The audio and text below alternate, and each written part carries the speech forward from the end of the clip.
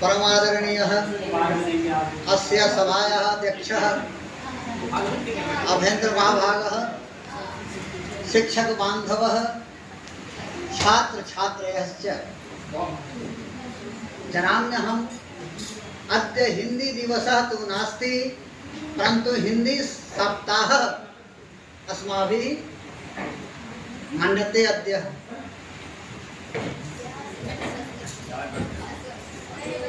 सर्वे जानन्ति हिंदी अस्माकं राष्ट्रभाषा।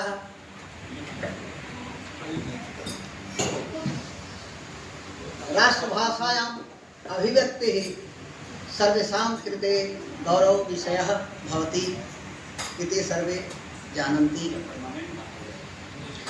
भाषा न केवल अभिव्यक्ति साधनः भवति अपितु विचारवाहिका अपि भवति, संस्कृते संवाहिका अपि भवति। यद्यपि विश्वस्य सर्वभाषा अस्माकं गंगा इव पवित्रतमा, परन्तु हिंदी सर्वासां भाषायां तु पवित्रतमा भवति इत्यपि जानीमः वयं। हिंदी कस्यापि हिंदी भाषायाः एका विशिष्टता अस्ति यत् इयं भाषा विश्वस्य कस्यापि भाषासु शब्दासु पाचयितुं समर्था। इस भाषा की सबसे बड़ी विशेषता यह है, यह भाषा विश्व की किसी भी भाषा के किसी भी शब्द को अपने में समाहित कर लेती है, अपने में पचा लेती है। इसकी पाचन शक्ति इतनी विशिष्ट है। एक उदाहरण मैं देता हूँ। एक आंग्ल भाषा का शब्द है फाइल, आपने सुना हो। एक अंग्रेजी का शब्द है फाइल, और हिंदी ने ऐसी करिश्मा दिखलाई कि इसे अपने में समाहित कर ली। फाइल शब्द को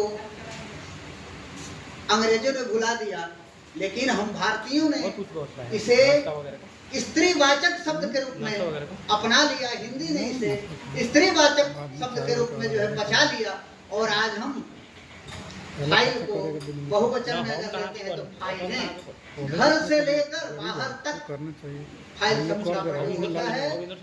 हमारे कार्यालयों में, हमारे घरों में जब भी हम जाते हैं तो किसी से पूछते हैं कि भाई जरा फाइल लाओ, मेरी फाइल कहाँ गुम हो गई। बहुत सारी फाइलें कार्यालय में रखी हुई है।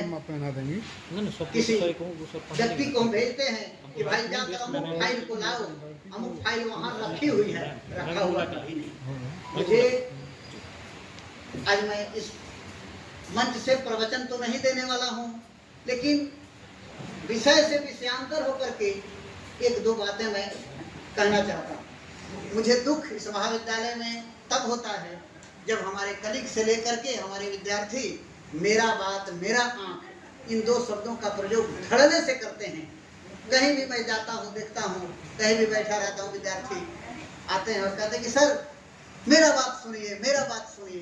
तकलीफ होती है, और मैं रोता तब हूँ जब अशुद्ध हिंदी का प्रयोग हमारे सामने कोई करता है। मुझे रुलाई आती है। यद्यपि मैं संस्कृत वाला हूँ, संस्कृत की अशुद्धि चल जाएगी, लेकिन हिंदी की अशुद्धि जब मैं देखता हूँ तो मेरी आत्मा कलप जाती है। और मैं जानता हूँ संस्कृत हमारी आत्मा है, हमारी आत्मा में रचती बसती है, एक सांस्कृतिक धरोहर है। फिर भी हिंदी जो है हमारे रग रग में बसी है। संस्कृत तो प्राचीन हो गई, केवल जो है वैदिक कार्यों में उसकी उपयोगिता रह गई है, लेकिन हिंदी के बगैर हम जी नहीं सकते हैं। हिंदी तो हमारी आत्मा है, हिंदी हमारा प्राण है, हमारे प्राणों में, हमारे रगों में हिंदी बसती है। रोशन पांडे ने कहा कि विश्व की तीसरी विशाल भाषा है तीसरी सर्वाधिक बोले जाने वाली, सर्वाधिक प्रचलित भाषा हिंदी है जो है। ये बात सही है जो है। आज विश्व के किसी भी कोने में चले जाइए, पहले तो उत्तर दक्षिण में हम घबराते थे, उत्तर वाले हिंदी बोलते थे, दक्षिण वाले हिंदी के प्रयोग से डरते थे। लेकिन आज उत्तर दक्षिण पूर्व पश्चिम की बात कौन कहे कि समस्त विश्व में जो है हिंदी प्रचलित है। विश्व के किसी भी देश में चले जाइए, हिंदी भाषी भारत के लोग, बिहार के लोग मिल जाएंगे आपको, और हिंदी में जो है आपसे संभाषण करेंगे जो है। इसलिए बच्चों, सर्वे जानन्ति हिंदी न केवलं भारते अपितु संसारे अधिकांश देशे प्रयुक्ता प्रचलिता च अस्ति।